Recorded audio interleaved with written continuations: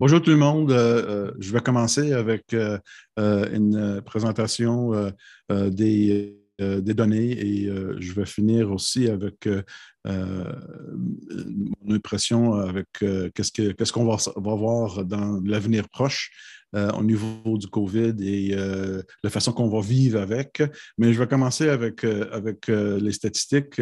Comme vous savez, on change la façon qu'on mesure les statistiques, les indicateurs. Au niveau, c'est plutôt les hospitalisations et aussi les flambées et les positivités. Comme vous pouvez voir ici, au niveau, ça, c'est les cas hospitalisés. Nous avons actuellement une quarantaine des patientes hospitalisées, 13 aux soins intensifs, et ça, c'est parmi nos 4 hôpitaux dans notre région et quelques patientes à Ottawa aussi. Mais vous voyez on avait le pic ici, ça va diminuer, puis ça va augmenter un petit peu. Là, on a une tendance, ça va diminuer, espérons que ça va diminuer. Et si on voit ça de l'échelle provinciale, vous pouvez voir ici encore le numéro, le chiffre admis à l'hôpital dû à COVID. C'est encore très haut, beaucoup plus haut que le troisième vague ici. Mais par contre, on voit que ça commence à diminuer. On voit la même tendance aux soins intensifs. N'oubliez pas qu'il y a toujours un délai de à peu près 2 semaines quand les cas commencent à diminuer. Il y a un délai de 2 semaines quand on va voir l'effet sur les hôpitaux. Au niveau de la positivité dans notre région aussi, on voit qu'on avait un pic de pourcentage de positivité à 30. Il y avait des régions qui étaient à 40 dans le bureau, dans notre région. Et on voit que ça commence à diminuer. On approche à peu près 19-20 qu'est-ce qu'on voit aussi, c'est que même dans les différentes sous-régions de bureau de santé de l'Est Ontario, ça diminue avec le temps, mais lentement. Et on voit qu'encore à Hawkesbury, c'était encore le plus élevé dans cette région. Mais on voit une tendance à travers le restant de la région de voir une diminution. On voit le même type de progression au niveau de la diminution de taux de positivité. Donc, ça, c'est tous des indicateurs qui nous disent que le vague commence à diminuer, à s'en aller. Donc, on est à la descente du vague ici. Aussi, parmi les bureaux de santé, nous, on est parmi les, je pense, 25, 30 ici, qui sont en diminuant au niveau de la positivité. Au niveau de l'eau, l'usine wastewater, on voit que on avait une pic ici à Cornwall, ça avait une pic en mois de janvier, puis là, ça commence à diminuer. On voit la même chose à Castleman, on voit que ça avait une pic ici, là, ça commence à diminuer encore, bonne nouvelle. Et vous voyez à Hawkesbury qui a le taux de pourcentage le plus élevé dans notre région de positivité. On voit que oui, c'était très haut, ça va diminuer, puis là, c'est le plafonnement ici, j'espère que ça va diminuer, mais on voit que on voit une tendance à diminuer. Donc, ça, c'est bon pour nous. Et si on voit à l'échelle provinciale, on voit que la même chose, on voit que ça commence à diminuer à travers d'Ontario. Et le niveau dans l'eau ici, avec Omicron, c'est très, très spécifique. On peut se méfier sur ça parce que ça reflète vraiment des cas. Quotidienne. Donc, ça, c'est une bonne mesure parce qu'on ne teste pas tout le monde, mais avec ça, on pourrait avoir une bonne idée. Donc, ça, c'est un outil très important pour nous. Là, on tombe au niveau des vaccins. On voit qu'on est rendu à presque 88 de la population 5 ans et plus avec la première dose, 82 en deuxième dose et presque 56 de la population 18 et plus avec la troisième dose. On a du travail à faire avec ça. Donc, la prochaine ici, on voit que le pourcentage au troisième dose, qui est le vert foncé ici, s'approche les 80-85 ici aux personnes 70 ans et plus. J'aimerais ça que ça approche la 99. Donc, on a on a du travail à faire, surtout les personnes de 50 ans et plus. J'aimerais ça que ça soit au moins 86 ici, mais on a, donc, vous voyez, on a du travail à faire et surtout les plus jeunes aussi. Parlant des jeunes, on est rendu à 50 des enfants 5 à 11 ans qui ont leur première dose et là, on est à 12,9 avec deuxième dose. On a encore du travail à faire là. Donc, au niveau de l'efficacité du vaccin, c'est sûr et certain qu'on a beaucoup de gens qui ont eu les deux doses et malgré ça, ils ont subi l'infection, mais ils n'étaient pas trop malades. Et c'est ça qu'on voit avec l'Omicron. L'Omicron, malheureusement, a fait un changement où c'est résistant aux vaccinations. En effet, le vaccin, deux doses, ne prévient pas l'infection du Omicron de façon que ça prévienne le Delta. Par contre, ça prévient clairement le taux d'admission à l'hôpital et aux soins intensifs. Donc, si on voit ici le taux de pourcentage de personnes hospitalisées qui ne sont pas vaccinées, orange, versus les vaccinés, on voit beaucoup, beaucoup plus élevé. Le risque est beaucoup plus élevé. Et si on voit aux soins intensifs, c'est encore beaucoup plus élevé au niveau d'admission à l'hôpital. Donc, les vaccins marche. Le but de vaccin, comme pour l'influenza des autres vaccins, en effet, le but idéal serait de prévenir à 100%, mais on n'a aucun vaccin qui peut le faire. Mais qu'est-ce qu'on va faire? On va diminuer la sévérité avec les doses de vaccin et ça, c'est ça qu'on voit. Mais pour augmenter l'efficacité, on rajoute une troisième dose. Je vais vous en parler tantôt, mais je vais juste vous faire mentionner que nous avons réalisé une vidéo qui est sur mon site web que j'aimerais que vous partagez le plus possible, qui vous démontre vraiment de façon visuelle l'impact des personnes qui sont non vaccinées sur l'hospitalisation. Donc, même on pourrait avoir le même chiffre quotidien des personnes admises à l'hôpital, et aux soins intensifs qu'on voit ici à l'orange qui sont vaccinés et ici turquoise ici qui ne sont pas vaccinés. Mais vous pouvez voir que le pourcentage de la population vaccinée est c'est très peu si on compare le pourcentage des personnes non vaccinées qui sont admises à l'hôpital. Donc, c'est très important de ne pas se méfier sur les chiffres quotidiens, mais de voir plutôt le pourcentage et les taux d'admission chez les personnes vaccinées versus les personnes non vaccinées. C'est très importante. Et en parlant de l'efficacité du vaccin, comme je l'ai dit tantôt, les vaccins, 2 doses de vaccins mRNA sont efficaces, sont peu efficaces, 20-30% à prévenir l'infection, mais ils sont très bonnes à la prévention d'admission à l'hôpital. Et une troisième dose, en effet, va augmenter l'efficacité du vaccin contre l'Omicron à 60 à 68%, prévention des infections comme telles, mais ça augmente beaucoup plus encore, déjà élevé, mais plus à 90 à 85% l'efficacité au niveau de la prévention de maladies sévères dues à COVID, autrement dit, hospitalisation et aux soins intensifs. Donc, la troisième dose est très importante et on a des études n'oubliez pas que c'est nouveau, donc on apprend avec le temps, puis on va ajouter sur nos données, etc.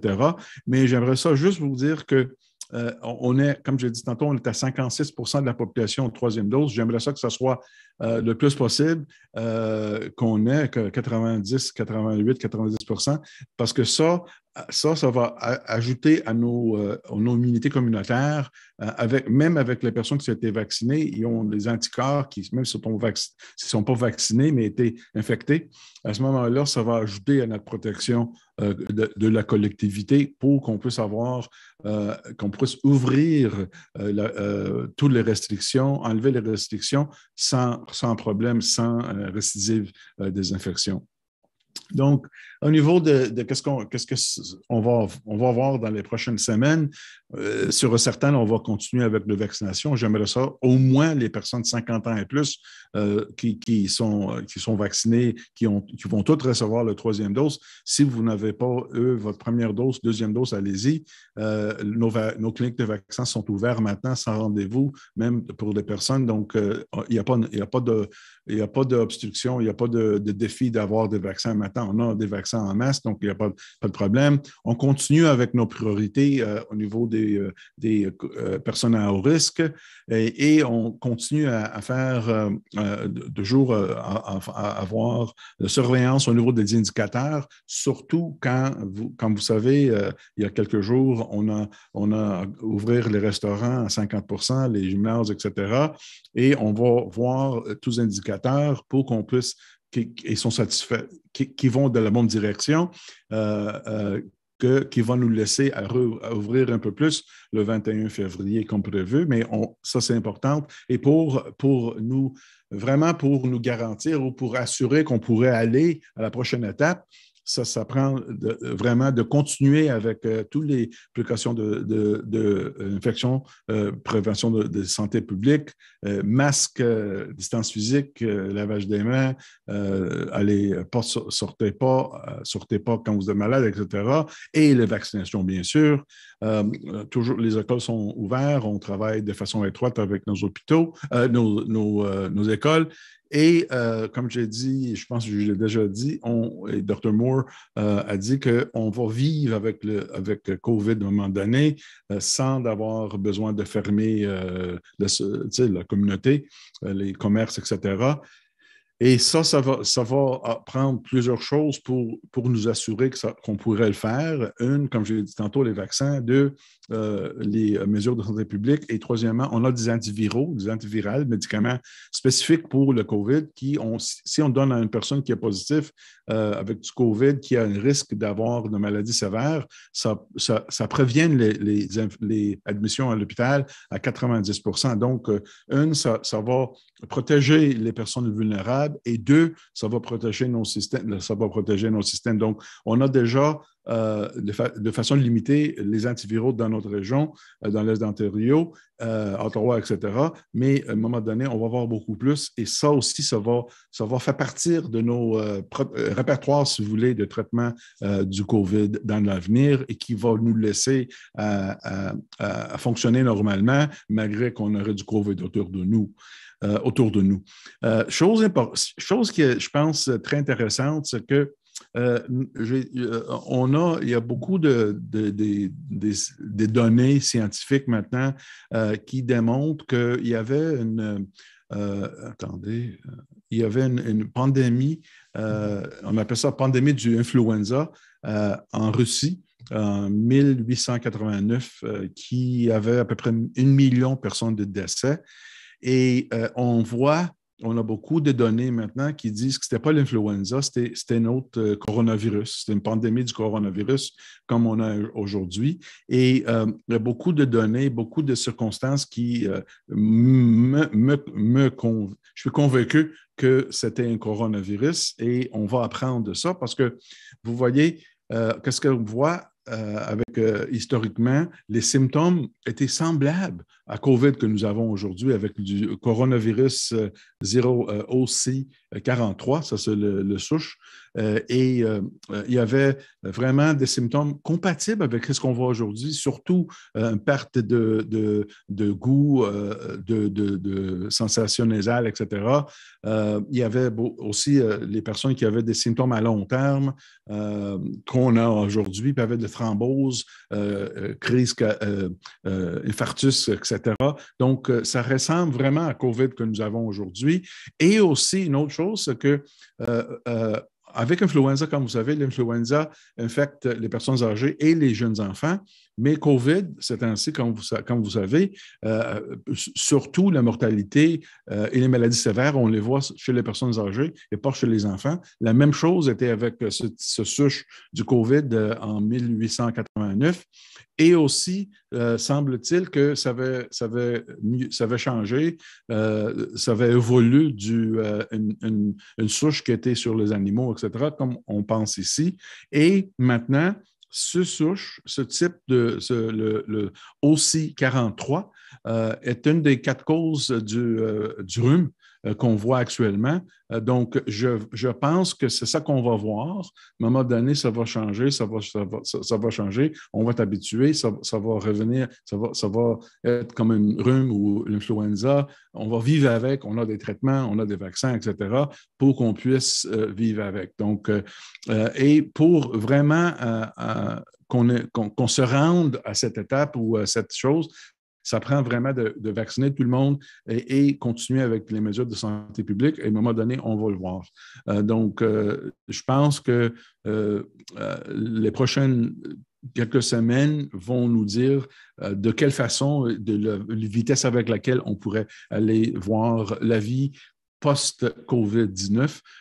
Comme l'histoire nous dit, est arrivé il y a à peine 120 années avant en Russie. Et à ce moment-là, c'était une pandémie en Russie parce qu'il n'y a pas d'avion, etc. Donc, ça avait une restriction. Mais 1 million de personnes, c'est beaucoup parce que la population n'était pas si élevée comme il est aujourd'hui.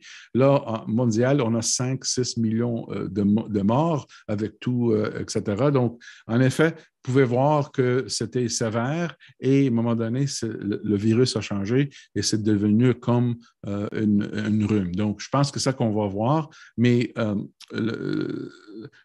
exactement le temps, je ne peux pas vous prédire, mais c'est ça qu'on va voir et espérons que ça va continuer à nous laisser à vivre avec jusqu'à temps que ça va être pas une pandémie mondiale. Et je ne m'attends pas que la pandémie, ça s'en va d'échelle mondiale, mais chez nous, en Ontario, en Canada, je pense qu'on va vivre avec de façon endémique.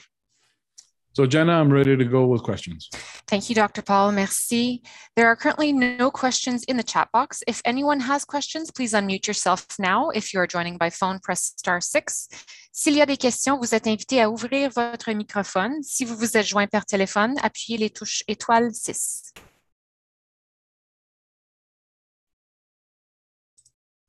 We have one question, une question. Emmanuel Poisson, Radio-Canada. C'est à vous? Bonjour, Dr. Paul. Merci beaucoup de prendre ma question. Si vous pourriez me répondre en français et en anglais, ce serait grandement apprécié. Okay. Oui. On entend d'autres experts de la santé qu'il va y avoir un vaccin spécialement pour combattre le variant Omicron. Mm-hmm. Pour ceux qui n'ont pas encore eu leur 3e dose ou encore ceux qui ont eu 2 doses, mais qui ont été infectés par le variant Omicron, est-ce que vous leur suggérez d'attendre que ce nouveau vaccin-là soit disponible? Ou encore, ils devraient tout de suite aller se faire vacciner, puis après ça, on verra quel vaccin sera disponible. Oui, bonne question. Je vais répondre en français initialement. Je pense que oui, c'est sûr et certain qu'il y a les 2 compagnies Moderna et Pfizer, ont des vaccins prêts à faire tester pour l'Omicron, le variant Omicron, et ça ne me surprend pas parce que la technologie est là. Mais je pense qu'on est loin de l'avoir disponible dans la population. Donc, entre-temps, oui, quelqu'un qui a besoin de la 2e dose, ou même qui a subi, qui était infecté par Omicron, devrait se faire vacciner avec la 3e dose. Et on va voir dans l'avenir si on a besoin d'une 4e en dessus sur ça. Mais je pense pour le moment, on ne peut pas attendre parce que ça ne va pas être disponible dans les prochaines semaines. On parle des mois que ça soit disponible, mais ça va être disponible, comme vous avez dit. The question really was if an individual, given that companies now have in their hands actually an Omicron vaccine, the question is, do people who need a 3rd dose or who have had Omicron infection, do they wait until that comes out? And my answer really is no, because the Omicron vaccine is not ready for market yet. It's still being tested, and it's going to be months until we have that available. So in the short term, if an individual needs a 3rd dose, I recommend to get the 3rd dose because it will give you some protection against Omicron, like I've shown, and increase your protection against the other variants as well. So it's a win-win. And if for some reason there was an Omicron available or another booster is available, we can take it from there. But it's going to be months before that would be available to us. And right now, we need our protection of 3rd dose to go up as high as possible in our population. Parfait, merci. Ma deuxième question, c'est que le BSEO a cessé de publier en fait, le nombre de cas rapportés par jour, mais également les hospitalisations, comme vous l'avez mentionné un peu plus tôt lors de la conférence de presse. Est-ce qu'on peut s'attendre à ce que ces chiffres-là soient publiés à nouveau de façon quotidienne?